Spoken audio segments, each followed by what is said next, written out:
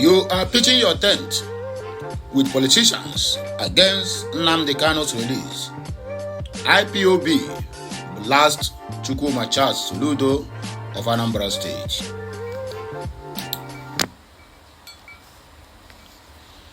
Seven people killed as gunmen attack mourners in Anambra community.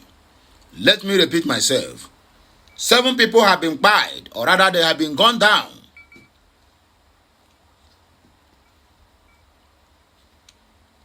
as gunmen attack Anambra community who are doing burial. That is the simple language, not mourners. We are going to come back for discussions, but let me read the headlines first. Cows return on Abuja streets months after weekend threat on open grazing.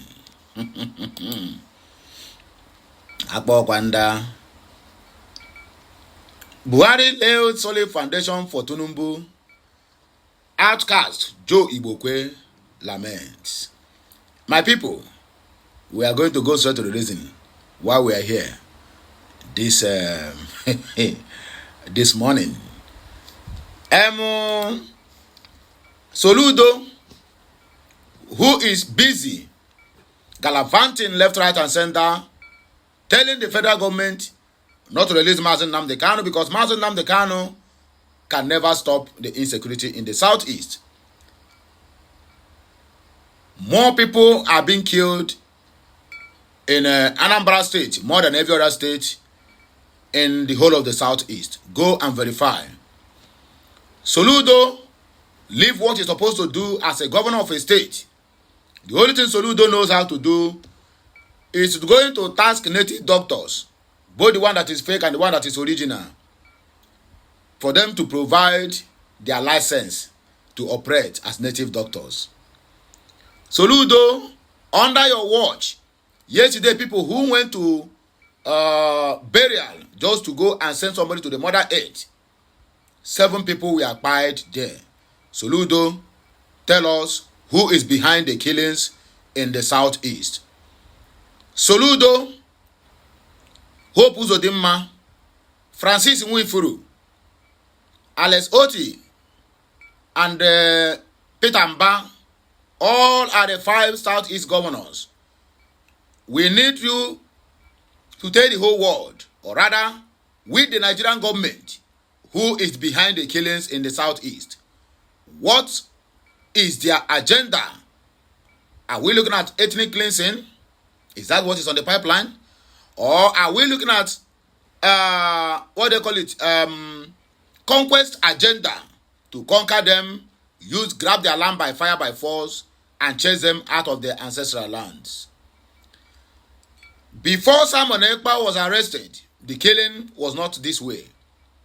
Before Simon Ekpa was took into custody, the killings is not even quarter to what is happening today. But I can tell you, since November, Simon Ekpa was out of the way, the killings in the southeast have quadrupled. It has not doubled, it is not triple, it has quadrupled.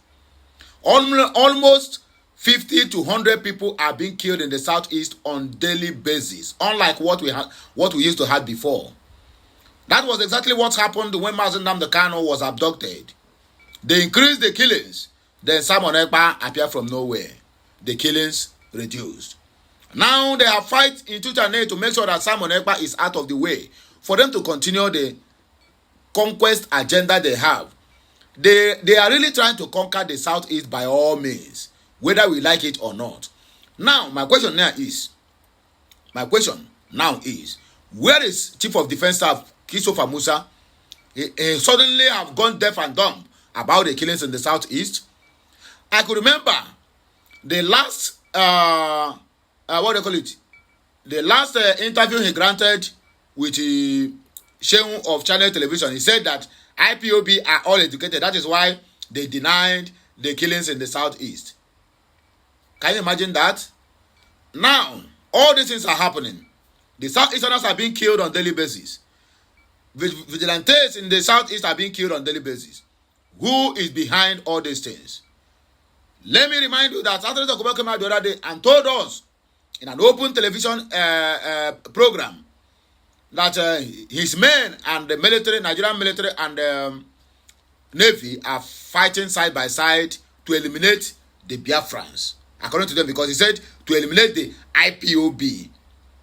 IPOB is indigenous people of Biafrans, and since then, no any Southeast governor have replied to Asare Dokubo. No any prominent Igbo man, even if you are not into politics, have replied Asare Dokubo. On our way,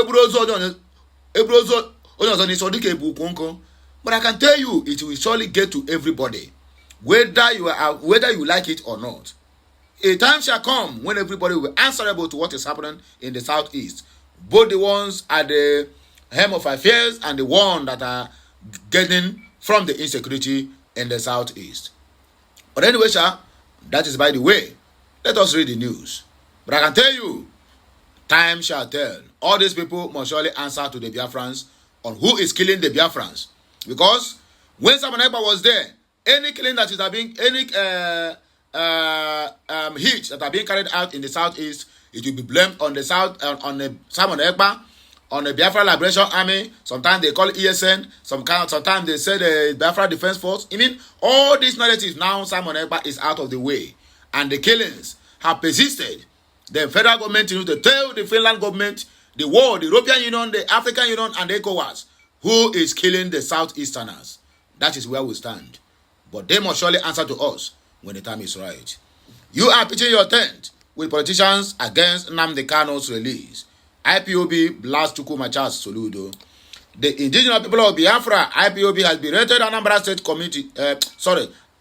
Governor Charles Chukwuma Soludo over the remark that insecurity in the Southeast might not end if its leader Nnamdi Kanu is released. In other words, please don't release him.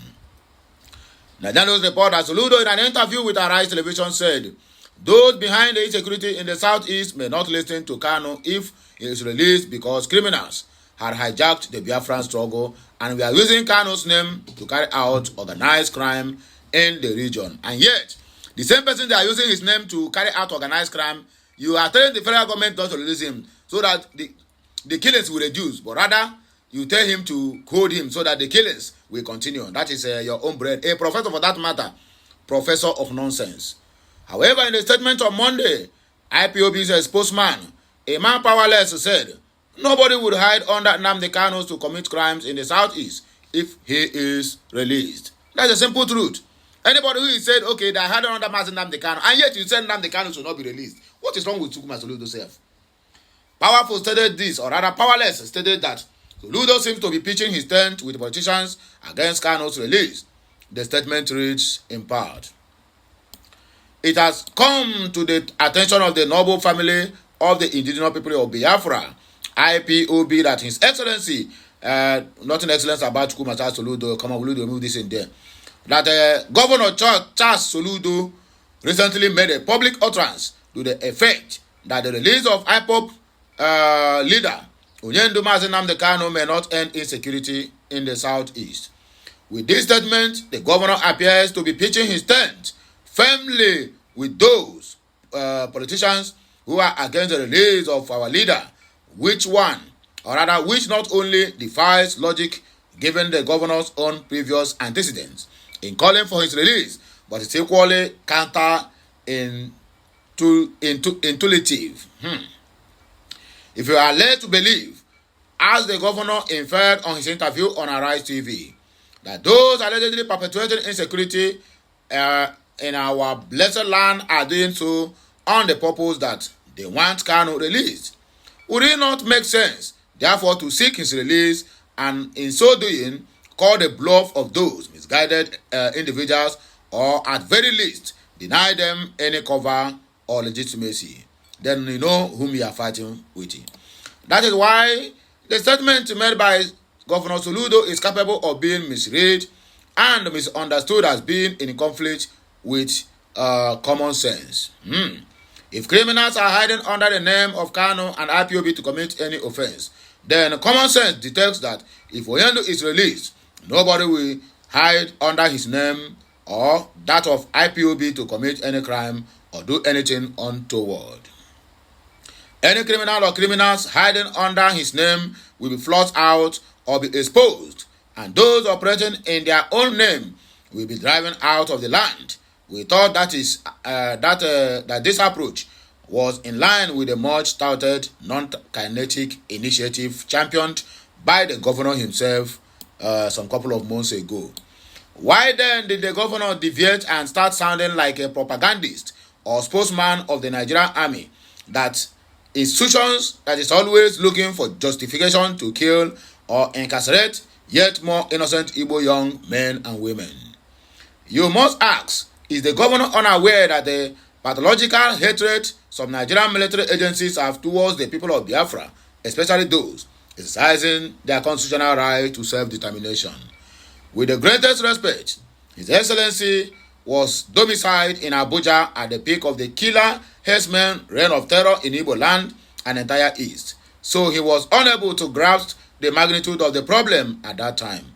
The shame Igbo race had to endure, and with it took IPOB through ESN to bring it to an end.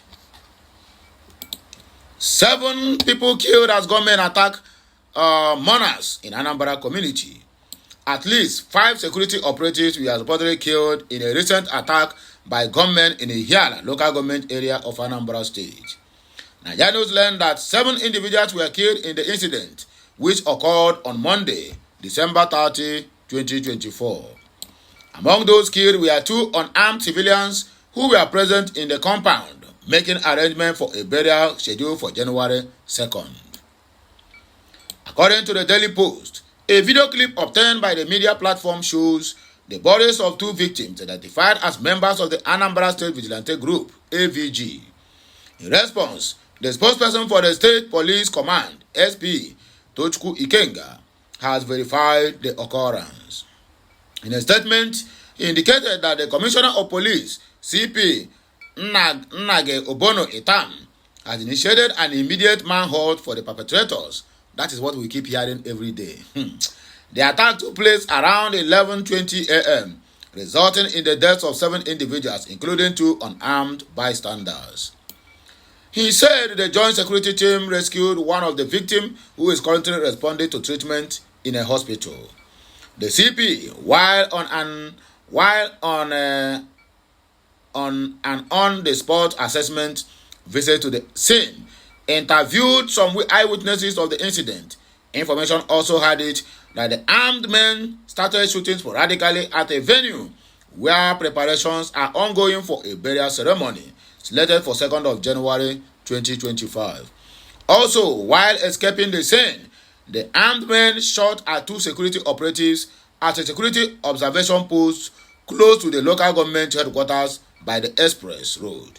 Ikenga stated that the Commissioner of Police has expressed his condolences to the families and friends of the victims, particularly the residents of Ihiala, in light of this tragic event.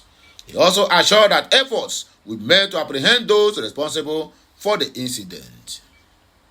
Moving forward, cows don't return to streets of Abuja months after weekend threat and open grazing. This one na Fulanis. Let me see what he's going to do to them.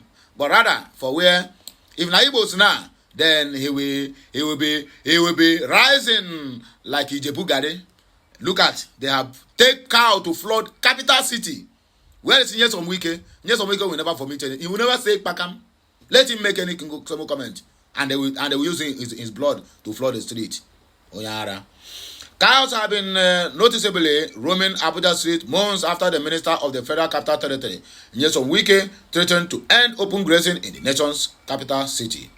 Nigeria News recalls that Wike vowed to end open grazing in Abuja over 16 months ago.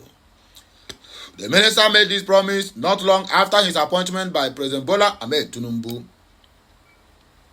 We will consult with herdsmen to see how we will stop open grazing, because we cannot allow cows inside the city, the former governor of Rivers State has said in August of 2023. Also, in March of 2024, during a meeting with the Belgian ambassador to Nigeria, Daniel Bertrand, Wike retreated this stance. Over the last 16 months, journalists have conducted observations in key areas throughout the city and in satellite towns to evaluate the enforcement of the policy. According to the Daily Post, the results indicate that cattle continue to graze within the urban environment. The media platform reported that in August of 2024, a substantial herd of cattle was observed near the defense headquarters, traversing the road with notable presence during peak working hours. Likewise, in September of 2024, another herdsman was seen in close proximity to the newly built residence of the vice president, directly across from the entrance of the office of the secretary to the government of the federation. Despite the threats and commitment made by Wike during his tenure as minister, similar occurrence of cattle have been reported throughout the city. The minister is gradually coming to terms with the politics of cattle within the context of Nigeria. Shefiu Adio, a city resident and a taxi driver, told newsmen when cows blocked the road near the traffic light close to the defense headquarters. He explained that the conversation around cows had become highly politicized, adding that such an order by the minister is seen as targeting northerners who are predominantly involved in cattle rearing. We must understand how delicate this situation is in Nigeria when it comes to cows. In fact, cows matters most than human beings. In Rivers State, that order will have been obeyed without question. However, in Abuja, seen as the capital where everyone is equal, his directives will be seen as an attack against northerners. Adio stated as many passengers in his vehicle foamed over the audacity of the herders. The publication further reported instances of open grazing in 16 areas throughout the city, notably in Asokoro Extension and Ugozape. Along Airport Road, herders are seen allowing their cattle to graze on the grass that grows along the highway. Many residents colloquially refer to these cows as government children. God have mercy. Several residents have voiced hope that the recent establishment of the Ministry of Livestock may result in more effective solutions. Rapid urbanization is not helping matters. Many Fulani communities have been displaced, and areas that once provided grass for cows and now have estates on them. Omar Obandawaki, who runs a cattle stand at the day market, told reporters in a phone conversation. It was further gathered that many herders, settlements in Katampe, Sabolu Logbe, and other rapidly developing areas have been displaced by developers. The minister must offer better solutions rather than threats, Mr.